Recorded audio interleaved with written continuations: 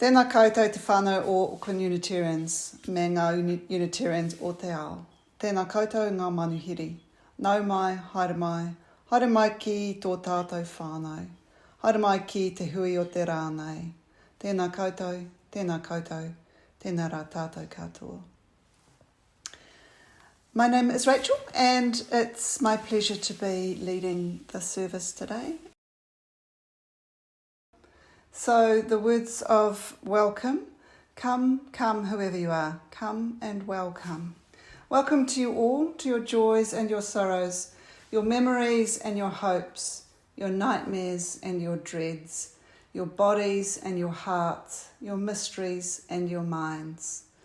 You're all welcome as you are and as you will be. May you be whole here with cracks and all. May you share in this community. May we be connected gently, our humanity entire. May we use what we find here to add light and lightness to the world. Now my words for the chalice lighting come from poet Glenn Colquhoun, who is a GP as well as a poet. If you have a candle at home, this is the time to light it. And ask if someone in the church could please light the church chalice. When I am in doubt. When I am in doubt, I talk to surgeons. I know they will know what to do. They seem so sure. Once I talked to a surgeon. He said that when he is in doubt, he talks to priests. Priests will know what to do. Priests seem so sure. Once I talked to a priest. He said that when he is in doubt, he talks to God. God will know what to do. God seems so sure. Once I talked to God. He said that when he is in doubt, he thinks of me. He says, I will know what to do. I seem so sure. And now it's time for the covenant. If you know the words, if you could say them with me. Love is the doctrine of this church. The quest for truth is the sacrament, and service is its prayer. To dwell together in peace, to seek knowledge and freedom, to serve humankind in fellowship, to the end that all souls shall grow in harmony. Thus do we covenant with each other and with our God. So this is Anthem by Leonard Cohen. The birds they sang at the break of day, start again, I heard them say. Don't dwell on what has passed away or what is yet to be. Ah, the wars they will be fought again. The holy dove, she will be caught again. Bought and sold and bought again. The dove is never free. Ring the bells that still can ring. Forget your perfect offering. There is a crack in everything. That's how the light gets in. We asked for signs, the signs were sent. The birth betrayed, the marriage spent. Yeah, and the widowhood of every government. Signs for all to see. I can't run no more with that lawless crowd while the killers in high places say their prayers out loud.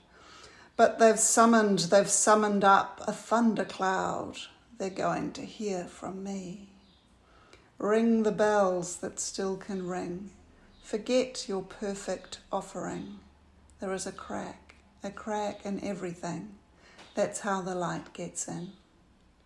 You can add up the parts, but you won't have the sum. You can strike up the march, there is no drum. Every heart to love will come, but like a refugee. Ring the bells that still can ring. Forget your perfect offering. There is a crack in everything. That's how the light gets in. Ring the bells that still can ring. Forget your perfect offering. There is a crack in everything. That's how the light gets in. That's how the light gets in. That's how the light gets in.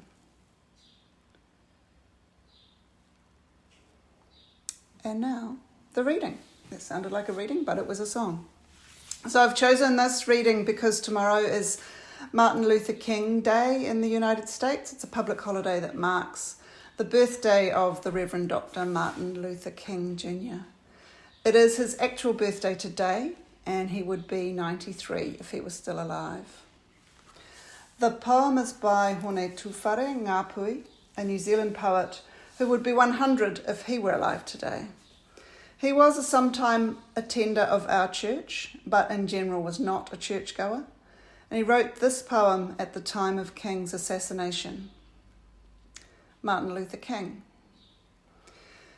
In Vietnam, they're using a new rifle shell that's a real honey.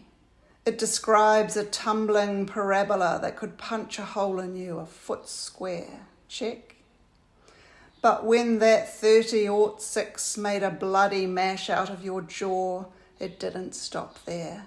Kept ploughing right on through to drain the marrow out of your dream. That bullet wasn't meant to grunt an apology, the meanie. When you slumped down, mankind was hurled back 1 billion years to a jellyfish. Let's face it, King, when news of your death came through, lovers all over the world turned each other on, rolled over and turned the radio off. But you were hip, and you never did fancy names like Uncle Tom or Handkerchief Head. You really dug the scene, man. From Birmingham on, you stuck your neck out, opened your big, black, beautiful mouth to protest about the high cost of dying in Vietnam. And you marched, armed only with a dream held aloft in your red-hot, parable-picking hands. Hell, your continued existence had become an untidy question mark sloshed across the American Declaration of Independence. Yeah, and that is why they shot you, King. Before your light was snuffed out, you asked for a song sung real sweet. Hell, this ain't much. Treacle in my veins, death cart rumble in my ears.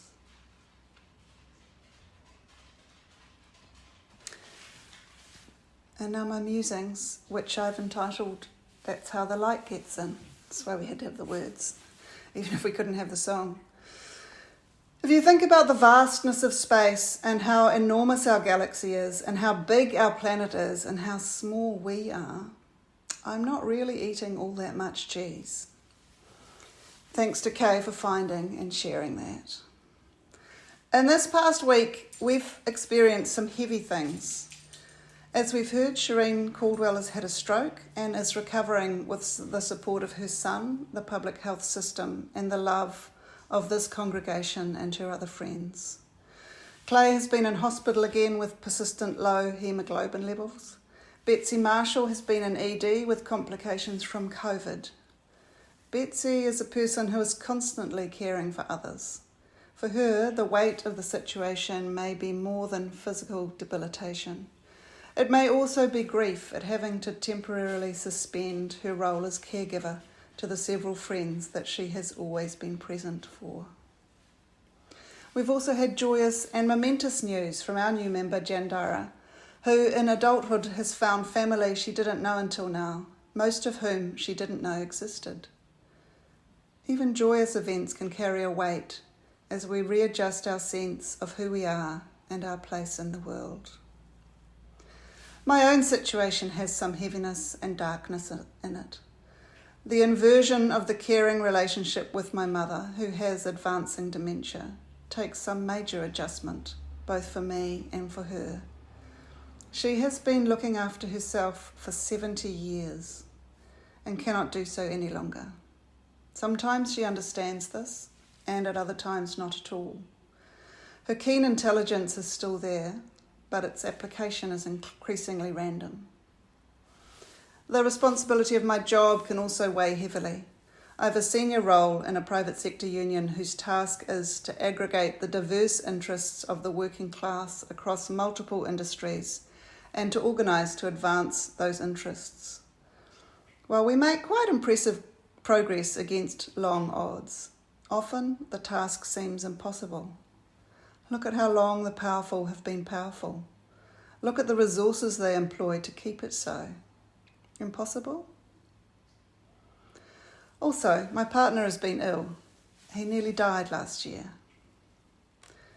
One of the things we do as Unitarians is to engage in a free and responsible search for truth and meaning. We sometimes say that we are living the questions. We are living the impossibilities of our various lives. It has a weight. It can be dark. I've mentioned just a few of us by name. We all have experiences that weigh heavily or feel dark at least some of the time. We live in this exquisite tension. It is the task of humanity to live through this. Last week, Ted quoted Stephen Fry, whose view is that language is what makes us human. At the time I thought, what about music? Oh, but birds also have music. And then I thought, does it matter? Do we have to distinguish ourselves from the rest of the universe?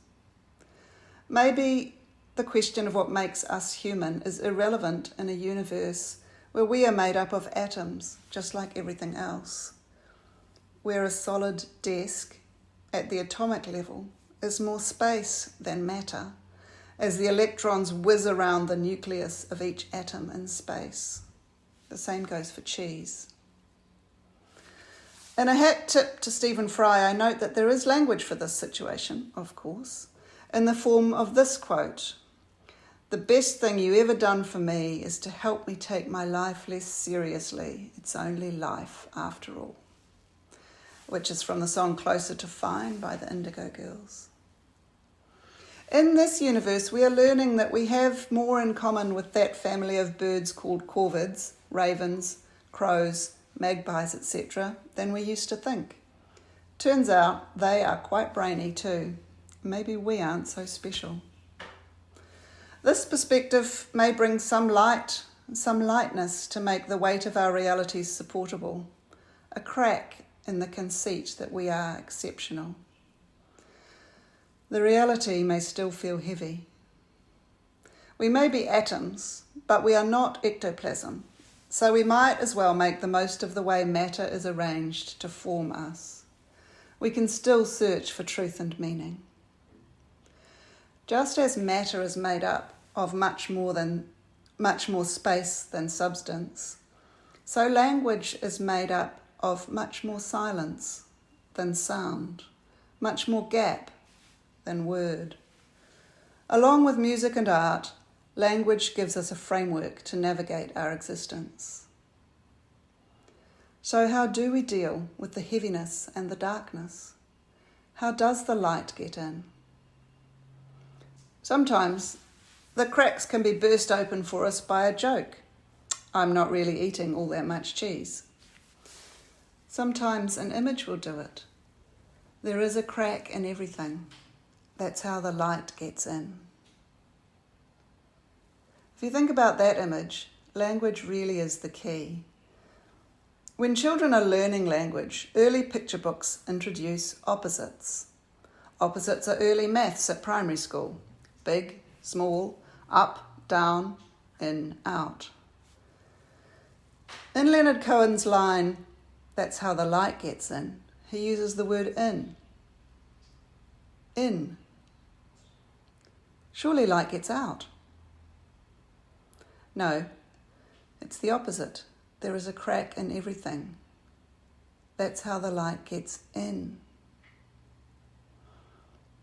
I fear that to analyse the image any further than that will drain it of its magic. I prefer just to contemplate in silent wonder. The light gets in. The silent component of language is where the light gets in. Words as well as silence can bring light. My reading was a poem from Hone Tūwhare, written in Aotearoa in 1968, at the time Martin Luther King was assassinated in the United States. It contains both darkness and light. It contains this image: armed only with a dream held aloft in your red-hot parable-picking hands. The words here are dense, and they contain cracks for the light to get in. Armed for a fight. But this fight is one of non-violent resistance, armed only with a dream. The dream is held aloft, a beacon of hope and the possibility of a better world, a light. And then we have red-hot parable-picking hands. The subject of the poem, Martin Luther King, is African American, descended from cotton-picking slaves in Georgia. Martin Luther King, though, picks parables. In Horne's image, he has turned that dark history around to build a beloved community. There is a crack in everything. That's how the light gets in. Horne offers us other light too, sometimes more simply. Here is another of his poems. This one's called Yes. I like the way you slip out of your things, pausing between zip and catch of breath as if you are punctuating a movement, a phrase of love. God, it cheers me when you move with purpose, animal grace and awareness of the urgency with which agents of locomotion take us from A to Z, table to bed, and back to the floor again. Hip, hip, yes. And I love the way our limbs construct a superstructure to a heavenly accommodation. Cheers me no end. We may find ongoing or transitory light in language and poetry, in words and silence. It might take more. We might need also to forget our perfect offering. Friends have said to me when I tell of the 3 things going on for me that can weigh heavily, an apparently impossible job, a mother in transition, and a partner who, because of illness, is doing a lot less housework than he was. Words to the effect that I am under a lot of pressure. So what do?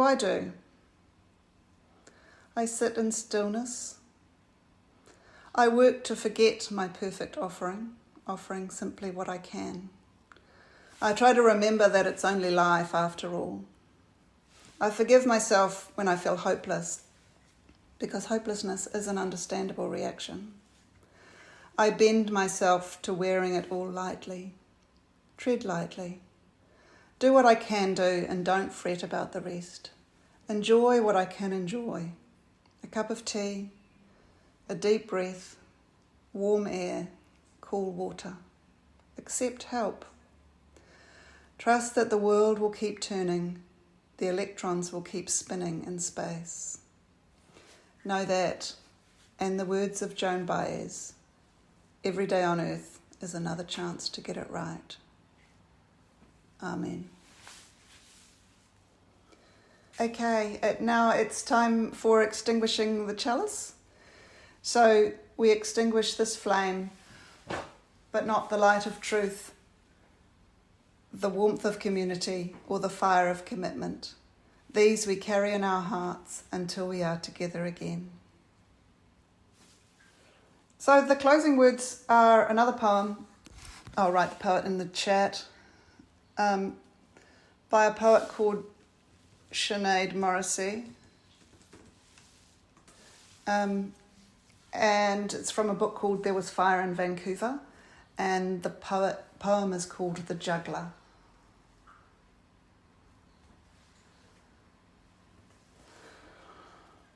The Juggler.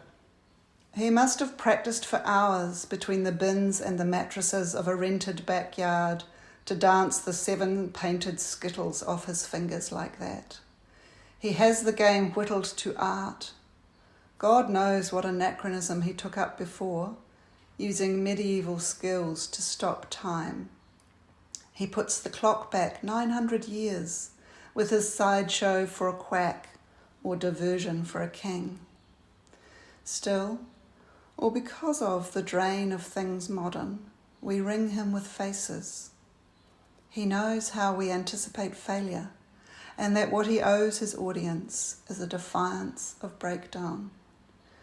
We watch as his magic creates the radiance of a spinning blue arc brought slowly to a standstill. Natural begrudges, we are nevertheless caught by the weightlessness, the controlled mechanics of air, with all the improbables conjoled into truth. We are not as far out from faith as we were. The question starter is these questions. Where is the crack in you?